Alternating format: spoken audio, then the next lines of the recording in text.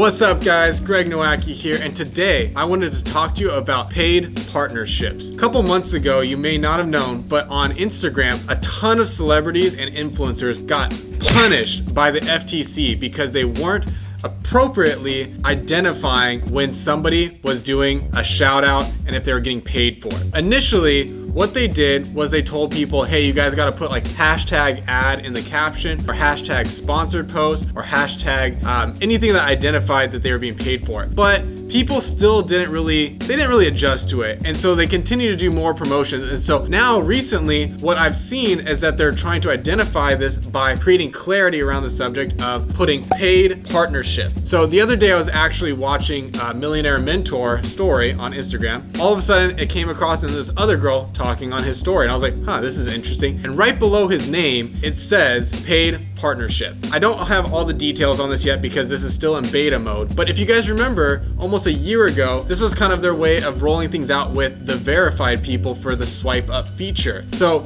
initially I want to say it was about a year and 2 months ago, all of a sudden the people that had the verified blue check mark, they started to be able to do the swipe up feature, which all of us love. And as a marketer, it's something I'm personally working towards by wanting to get that swipe up feature. So a little trick for you guys is you have to have 10,000 followers or more in order to unlock that. And you have to have a business profile set up. Not to digress, let's get back to the paid partnership. So why is this so important? When it comes to how social media works, we want to have a lot of transparency and clarity behind the fact that most people are doing things behind the scenes that we don't really know about. And when it comes to paid promotions, if somebody's sponsoring something like Fit Tea, and let's be real guys, people that are doing Fit Tea, you know those chicks are not getting fit from drinking Fit Tea. That's just 100% BS. But they're getting paid for that stuff. Because a lot of women and guys, they're all following these people, there's a lot of trust that's built up. And so when somebody does a paid promotion and they don't identify that they're getting paid for it, they're essentially selling something to people and they just really don't know if that person's actually using it or not. And so with paid promotions, we're gonna have clarity behind that. And you might say like, oh, that person's getting paid to do that sponsored post.